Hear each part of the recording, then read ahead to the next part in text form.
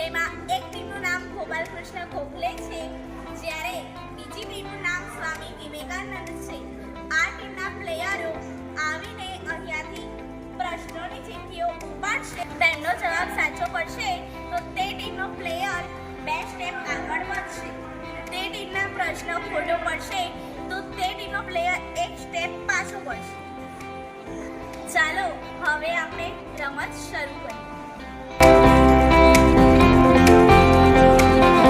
વેલેસ્લીએ કઈ કોલેજની સ્થાપના કરી હતી? Fort William college.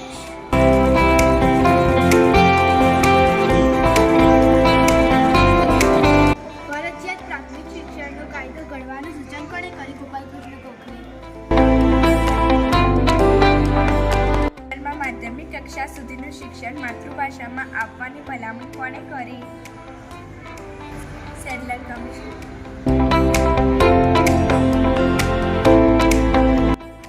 લગ્ન વય સંમતિ ધારા મુજબ લગ્ન માટે કેટલા વર્ષની ઉંમર નક્કી કરવામાં આવી હતી? 12. સરસ, વેરી ગુડ. ચલો 2 સ્ટેપ આગળ.